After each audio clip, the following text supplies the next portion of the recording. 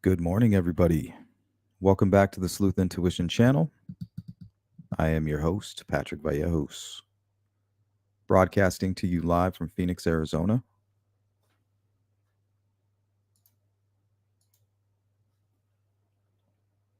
And I bring to you today some breaking news.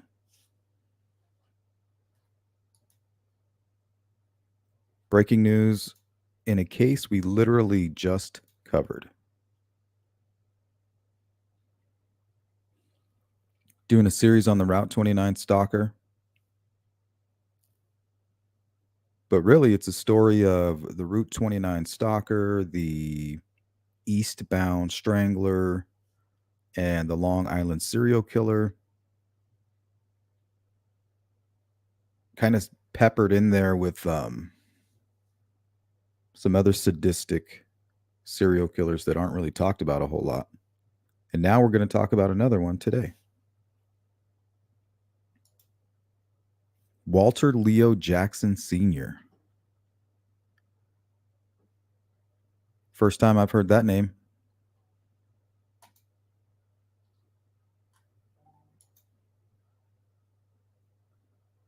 What's up, V. Marie? Hope you're driving safe, eyes on the road. And just to make sure.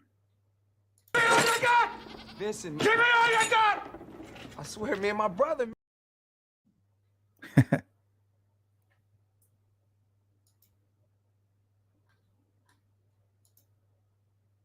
Okay, so I just want to watch this presser. I've seen about 2 minutes of it, but I wanted to watch it with you guys. I mean, this is great news. They're 100% sure this is the guy.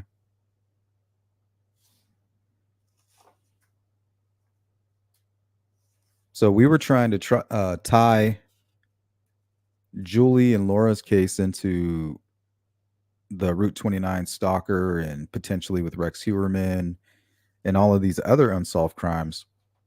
But I think today we need to ask, can we tie Walter Jackson Sr. into any of those other crimes? I should have put up the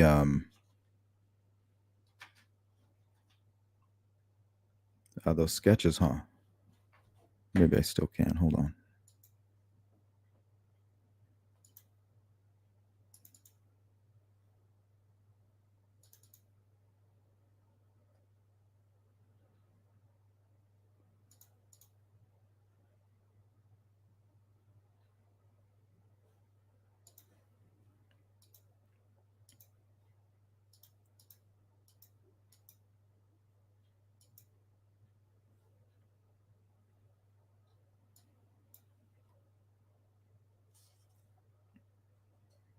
Damn, that's pretty close, huh?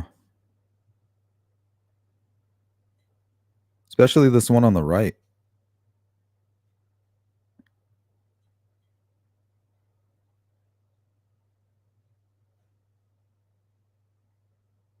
I wonder how tall he was.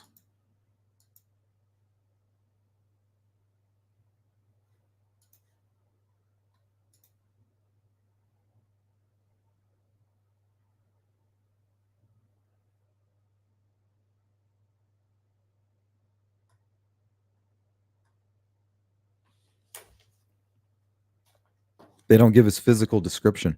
Remember, we were looking for a guy who was about 5'10".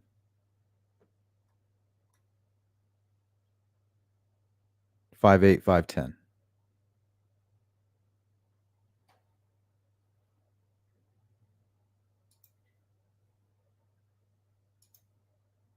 Thank you, Farmer. If you guys want to help out the channel, hit the Cash App. I'd appreciate that. Consider becoming a member or like and share.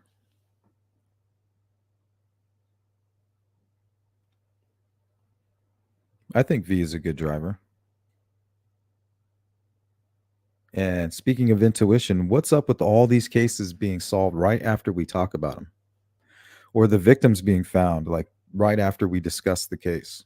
Pretty strange.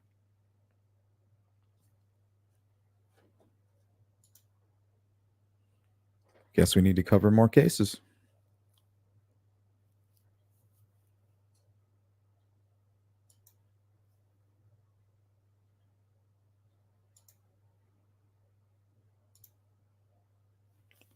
going on, Don? Tech death? Farmer? Anything I like?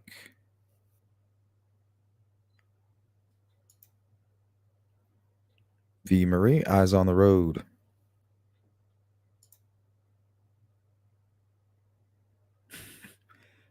That's when you know that that's how we know we're not. We're smarter than you.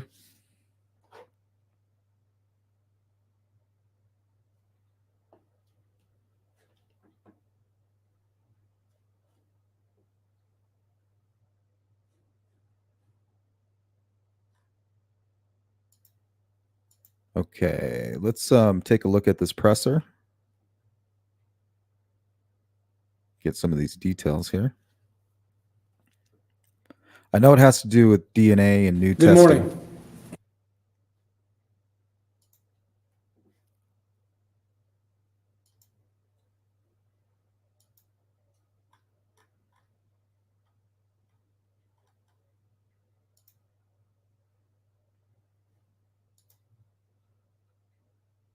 Let me know if you guys cannot hear this.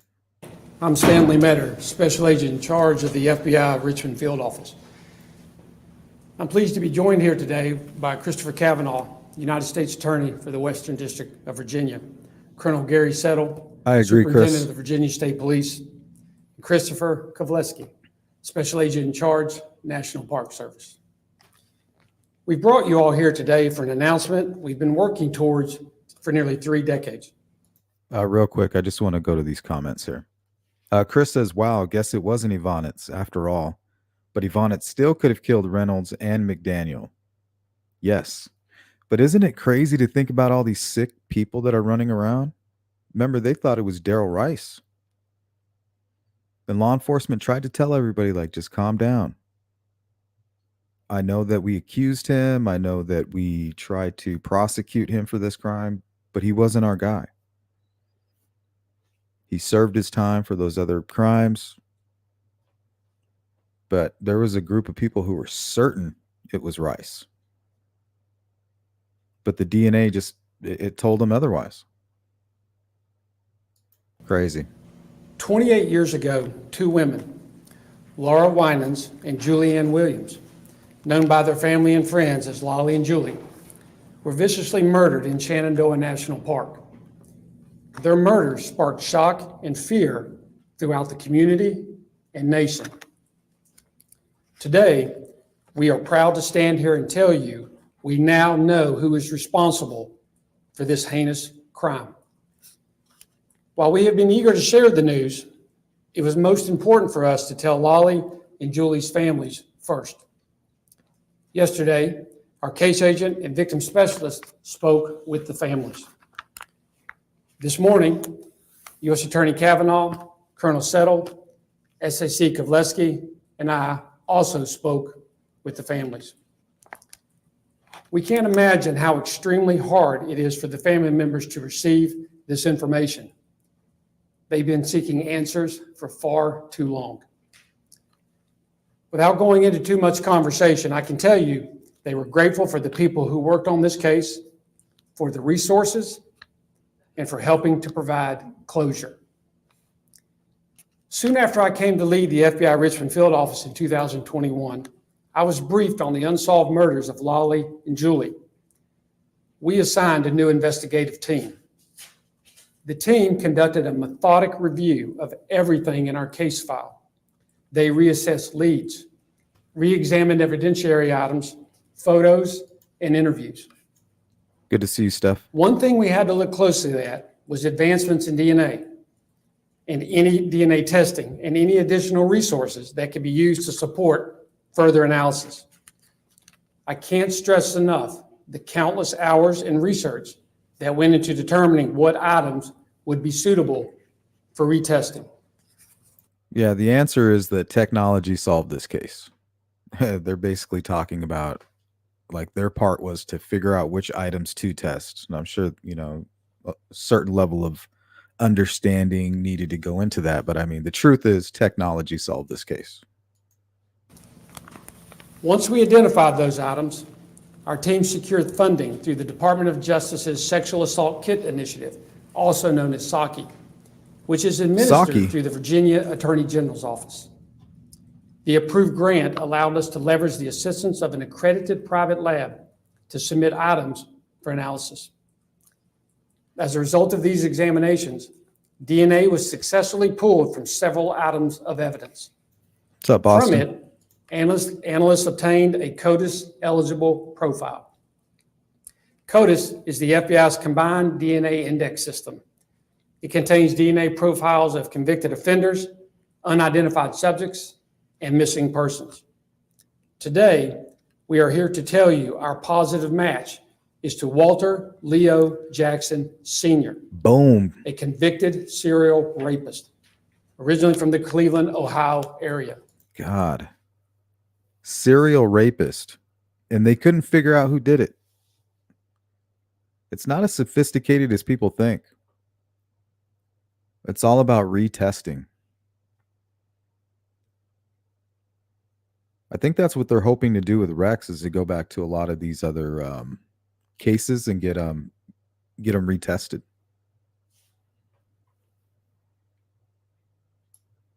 5'9". Bam. This might be the Route 29 stalker we're looking at, guys.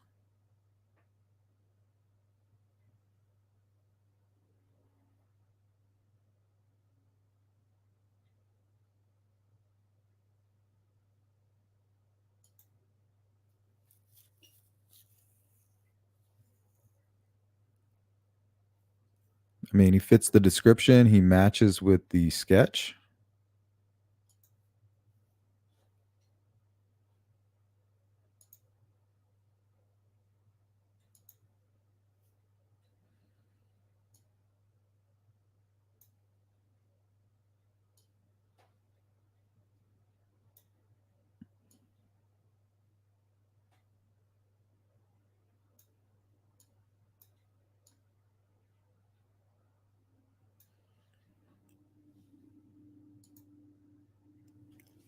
Pretty close.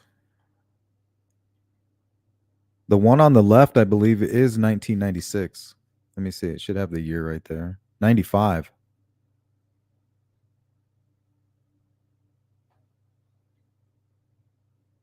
Or no, maybe it is 96. 1996.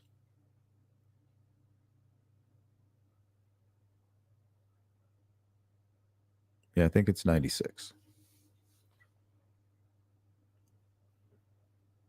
1996 is when all of those Route 29 cases happened.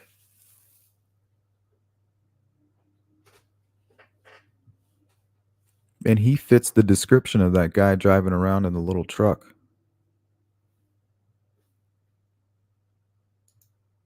But these are the vehicles that were registered to him. He was driving a similar vehicle to Jackson's in 1996. This one on the top. It's like some kind of station wagon, but it's like lifted up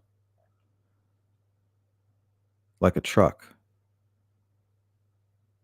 Almost like it's a model made for the Midwest, snowy weather, a little bit rougher terrain maybe.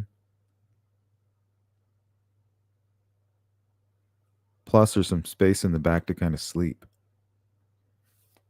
And talk about a creeper van. That's his actual vehicle in 2011. So he's been locked up, I believe, since 2011 all the way to 2018. So we can wipe out any possible cases in between there, between 2011 and 2018. So he's definitely not responsible for any of those cases.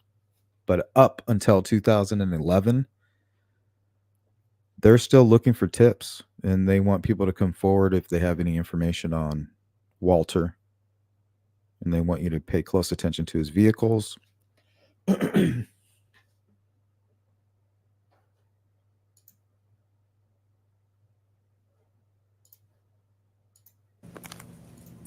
Even though we had this DNA match, we took additional steps Hey, and Candace. compared evidence from Lollie and Julie's murders directly to a buccal swab containing Jackson's DNA.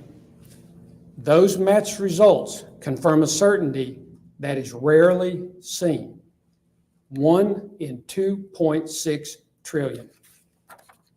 Definitely a chest. Sadly, as a result of the retests and further DNA comparisons, we are now able to say both Lollie and Julie were sexually assaulted. Jackson, who went by the name Leo, had a lengthy criminal history, including kidnapping, rapes, and assaults. He was sentenced to prison multiple times. His last arrest occurred in August 2011. Later in 2012, he was convicted of kidnapping and sentenced. He remained incarcerated from 2011 until his death in March of 2018. Once our team identified Jackson, they continued forward, learning more about his activities throughout the years. They coordinated with our partners at the Cleveland Police Department and the Cuyahoga County Prosecutor's Office. As we work to solve additional crimes Jackson may have committed, I would like to note for our law enforcement partners and the public that we identified 2 vehicles used by Jackson. First, a 1984 Chestnut Brown AMC Eagle, which we...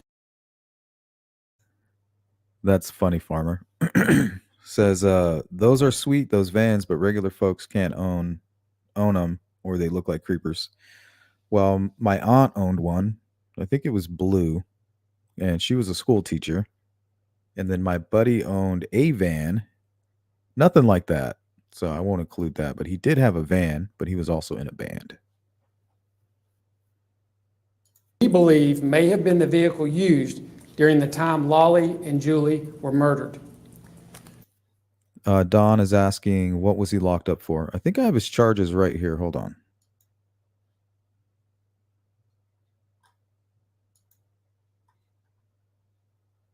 They're on here somewhere.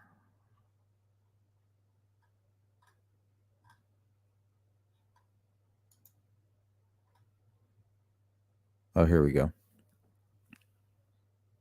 See, January 1984 through February 1989, charged. Charged for what, though? May 1994 through 1994, charged in Cuyahoga County, Ohio. August 2000 through May 2007, charged in Ohio. May 2012 until his death in March 2018, Ohio.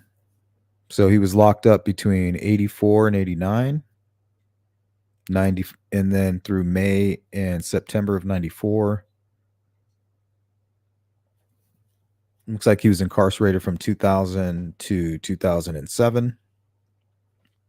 So something's telling me in between each one of his little, I don't know, what is it, a stint?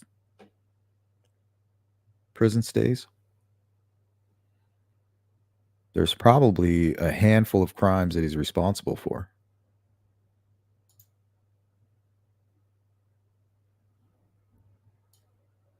But I think they go over all of his charges also in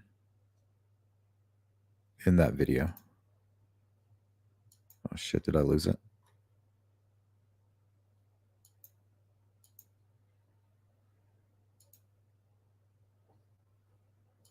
Oh, we'll try this again.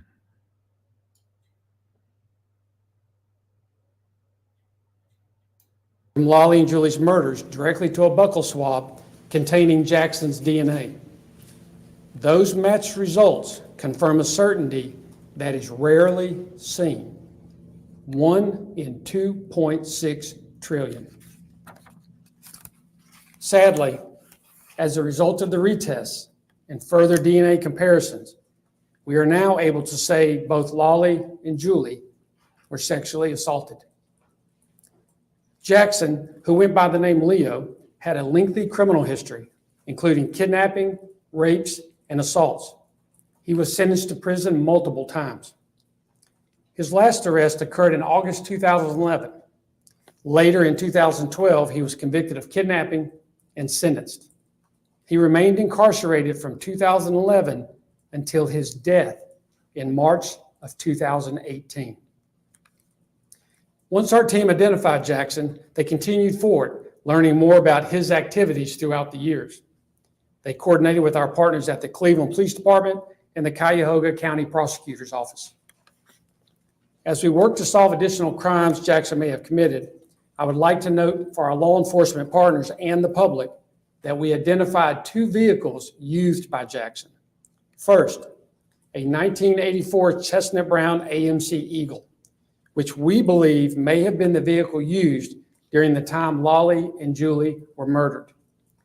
The picture shown is a similar depiction of the vehicle. It is not the actual vehicle.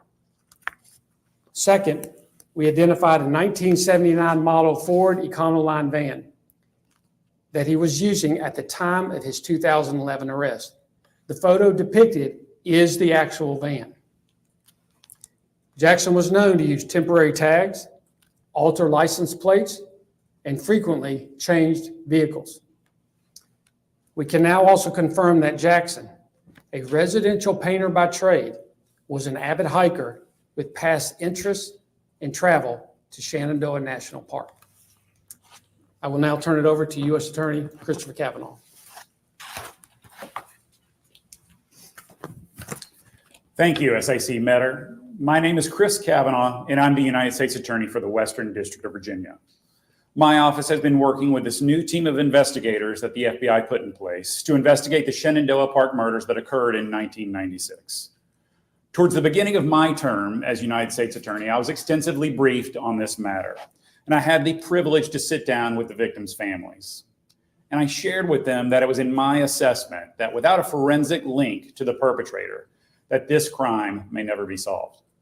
I'm so grateful for the hard work of this new team of investigators and prosecutors that has led to this announcement today. Laura Salisbury Winans, known as Lollie, was 26 years old in 1996. She grew up in Grosse Pointe, Michigan. She was an experienced hiker and involved in environmental issues. She was a student at Unity College. Julianne Marie Williams, known as Julie, was 24 years old in 1996. She was from St. Cloud, Minnesota, and also involved in environmental issues and would readily help people in need. She had a degree in geology and also was an experienced hiker. Lollie and Julie met through an organization providing outdoor adventure and educational programs for women, and they planned a trip to Shenandoah National Park in May of 1996, entering the park on May 19th. The two were last seen alive by park personnel on May 24th, 1996, around 5:30 p.m.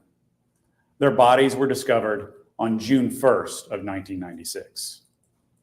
We've had an investigation ongoing for the last 28 years, and I can announce that if Walter Leo Jackson Sr. were alive today, in light of what our investigation has uncovered, to include the new forensic evidence, the information that he visited Shenandoah National Park, and evidence of his other crimes, that I would authorize a federal indictment to be presented to the grand jury, charging 2 counts of first-degree murder in the territorial jurisdiction of the United States, that is Shenandoah National Park, for the murders of Lollie Winans and Julie Williams on or about May 24th of 1996. I have no doubt, under any standard, that Walter Leo Jackson Sr. committed these murders, and in light of the strength of the evidence, I firmly believe that we would be able to prove this case to a jury beyond a reasonable doubt and obtain convictions on these charges. Moreover, in addition to the murder charges, our investigation has uncovered additional evidence through the new forensic testing that shows that the victims were sexually assaulted.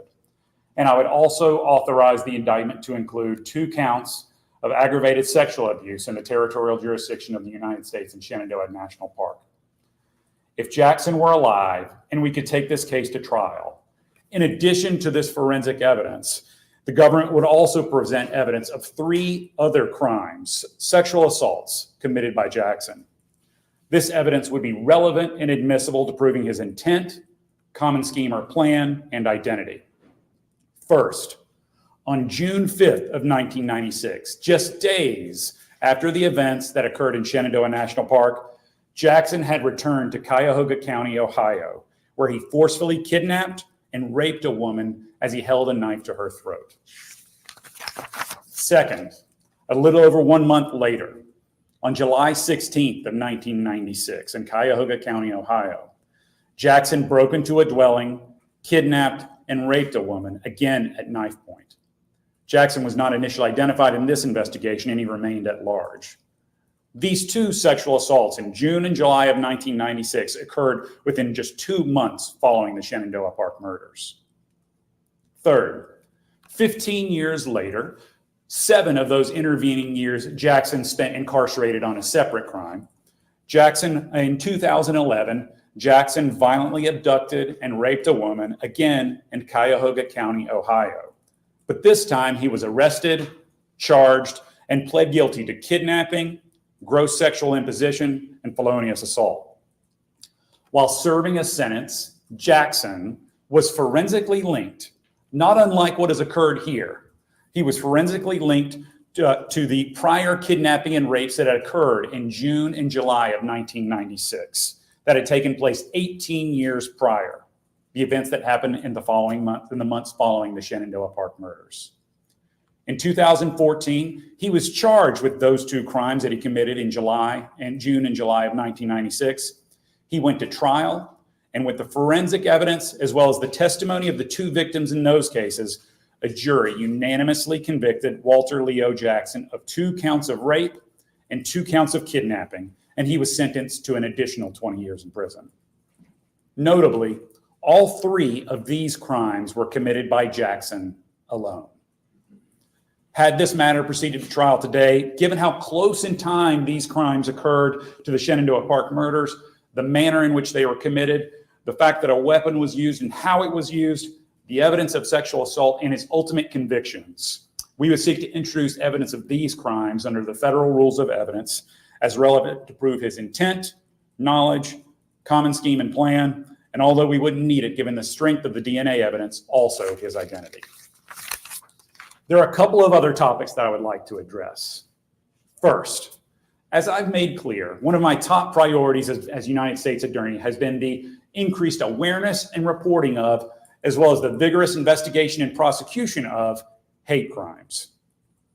Hate crimes are those that are committed against individuals because of someone's membership in a protected class, because of race, color, religion, national origin, gender identity, disability, and also sexual orientation. It's critically important to call out hate crimes for what they are, because their effects are felt not only by the victims who are physically injured, but also by a whole class of persons. The burden is high in these cases because, unlike in almost all other types of crimes, in a hate crime, you have to prove why someone did what they did. You have to prove that but for someone's membership in a protected class, the crime would not have occurred.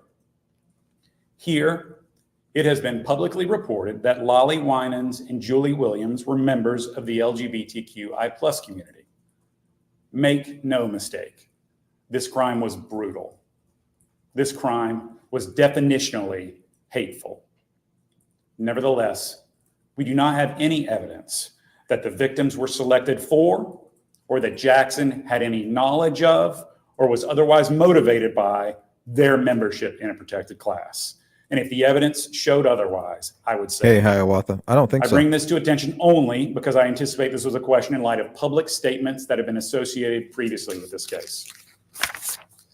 Second, 22 years ago, a federal grand jury, at the request of the United States Attorney's Office for the Western District of Virginia, returned a federal indictment charging another individual, Darrell Rice, with the murders of Lollie Winans and Julie Williams. That case was not built on forensic evidence. What's up, Diamonds? Even 22 years ago, in a public filing, the United States Attorney's Office made clear that the forensic evidence in the case did not implicate Rice. In October 2003, we talked in the about lead Rice. up to that trial, according to a public filing, the United States Attorney's Office moved to continue that case because the government's experts concluded that DNA materials located on crime Did scene not evidence match. was of male origin, excluded Rice, and was most likely that of the perpetrator. And faced with this, the assistant United States attorneys at the time did the right thing and moved to dismiss the case, notwithstanding the obvious and intense public pressure to proceed and hold someone accountable. Crazy. It was in a retesting of the crime scene evidence that developed the profile that was uploaded into the national database that led us to Walter Leo Jackson Sr., ultimately resulting in a finding that there was a I don't know, Hiawatha. They have DNA. I mean, you can't, your DNA, whether you live or die, is still your DNA. But I think it would be easier to blame a dead man. 1 out of 2.6 trillion chance that it originated from someone other than Walter Leo Jackson Sr. I've prosecuted many homicides and cold cases, and I have never witnessed What's up, statistics KT? that high. What's up, Frank? So we conclusively know of Jackson's involvement for forensics, and we have no credible forensic evidence linking Rice or any other names associated previously with this case to the crime. But even putting forensics aside for a moment, we also see no connection or association, social or otherwise, between Jackson and Rice, or between Jackson and any of the other names that have ever been related to this case. And again, I note that Walter Jackson Leo Sr. committed the 3 other sexual assaults that I mentioned alone. And that is why, again, if he were alive today, we would seek a single defendant indictment charging Walter Leo Jackson Sr. with these crimes and no one else. And we feel confident that we would defeat any claims that someone else. Yeah, that's a good point. Hiawatha says, just think, the public was ready to crucify Rice.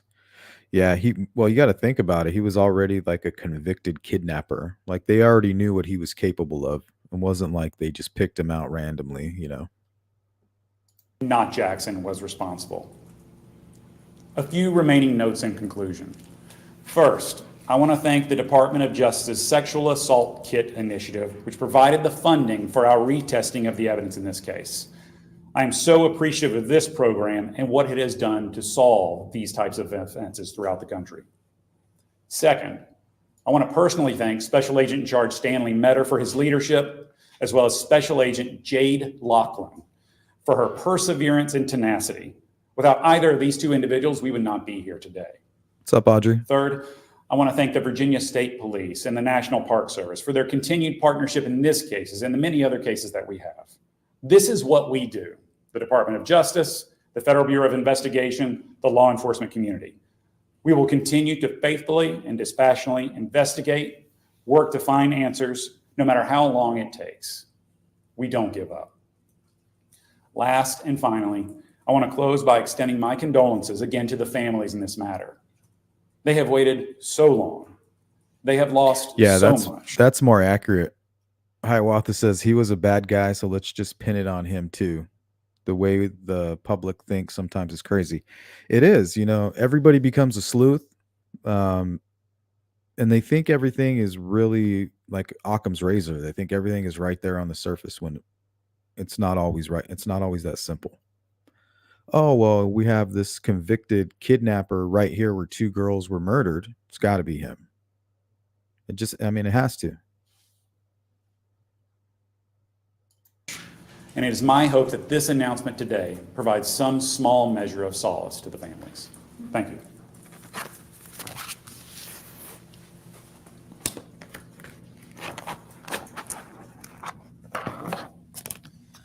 Even though Jackson is deceased, our work doesn't end.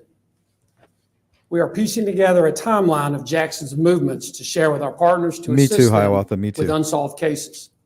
I think it's important that you have to admit that to yourself, and then you know about it, and then you can add that to your equation when you're doing your mathing. Per our contact with the Ohio Department of Rehabilitation and deducting. Corrections, Jackson was incarcerated from the following dates: January 1984 through February 1989, May 1994 through September of 1994, August 2000 through May of 2007, and May of 2012 through March of 2018. One case you may ask about is the murders of Rebecca Dowski and Kathy Thomas, also known as Incident Number 1 of the Colonial Parkway murders. We can definitively say Walter Leo Jackson Sr. is not responsible since he was in prison at the time. Number 1 of the Colonial Parkway murders.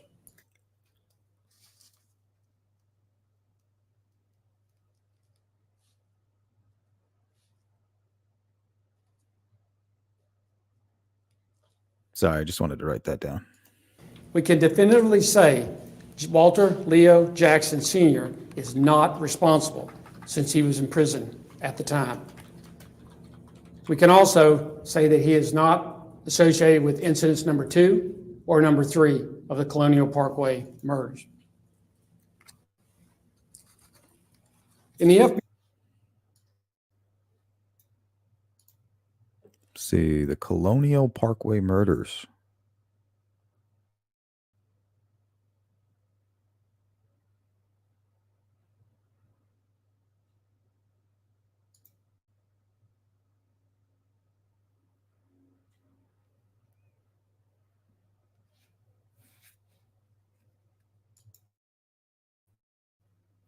In second Colonial Parkway murder case, families told.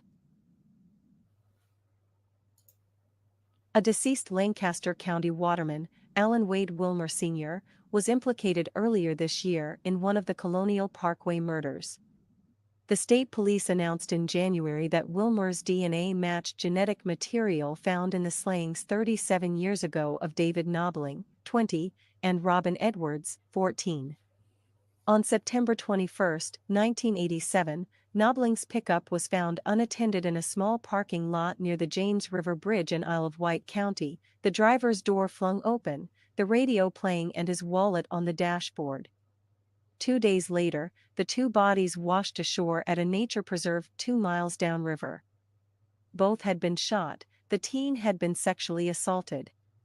Also at the January news conference, Hampton police said they had connected Wilmer to the 1989 slaying of 29-year-old Teresa Lynn Howell, a case not previously tied to the Parkway cases. The York County woman left an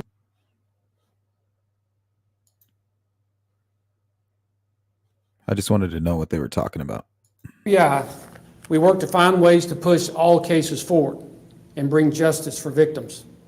It doesn't matter how long it has been or the challenges we face. Our investigation will not stop. We will continue working with our partners to determine if Jackson is responsible for other unsolved crimes. We encourage anyone who may have additional information on Jackson to contact us at 1-800-CALL-FBI or online at tips.fbi.gov. I do want to take a moment to personally thank United States Attorney Kavanaugh, Colonel Settle, SAC Kovleski, as well as all of their team members for their continued partnership and dedication on this case. I also want to thank the countless number of other law enforcement partners and community members from across the Commonwealth and nation who throughout the last 28 years worked hard to bring justice for Lollie and Julie. Lollie and Julie were genuine, authentic, and caring people. They volunteered in their communities, worked hard in school, and we know they absolutely loved the outdoors. Their murders were a deep loss for their families and friends. No one can begin to imagine the pain Lollie and Julie's families have endured for the last 28 years. On behalf of the FBI, Good we job, know there's guys. nothing Good we can job. say today that will ease their pain.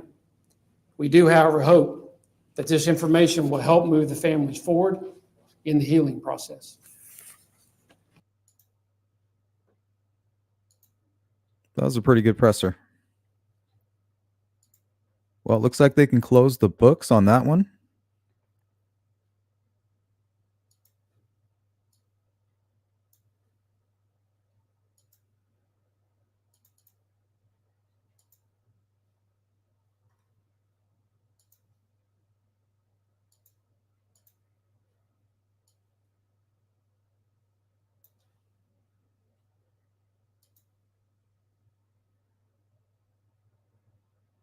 Yeah, that's pretty close. Pretty close. Thanks, Diamond. Shoot me an email.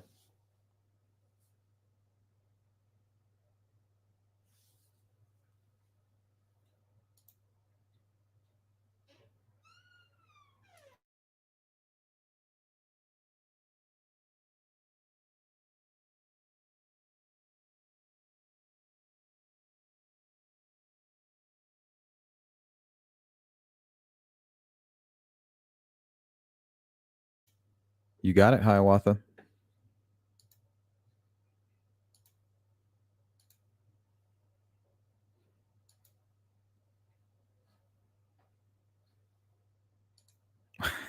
Squeaky door. Yeah, it was funny. I have a little rat dog. It's like half Chihuahua, half poodle. And I guess I didn't click the door all the way closed, and all of a sudden I just hear this squeaky noise. It's her pushing the door open. It's like, what are you doing?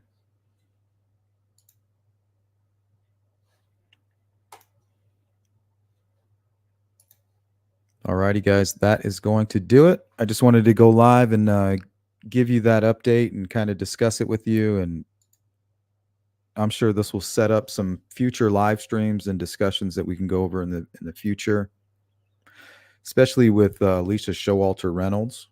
I mean, this is looking like it could be her killer as well.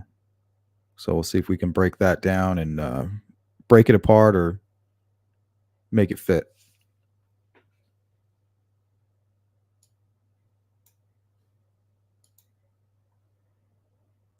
Thank you for watching the Sleuth Intuition channel. If you are part of the replay crew, you know what to do. Drop a comment and let me know what you think.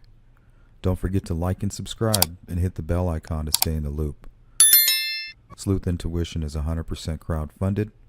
If you want to support me and help my channel grow, here are 3 ways that you can help. Number 1, Cash App. The funds go directly to me without YouTube taking a percentage. Number 2, become a member. Members are by far the leading contributors to my channel. Number 3, hit up the merch shop. Represent the Sleuth crew on these ruthless streets. I want to thank everybody for tuning in to the Sleuth Intuition channel. I'm your host, Patrick Vallejos. Until next time, peace.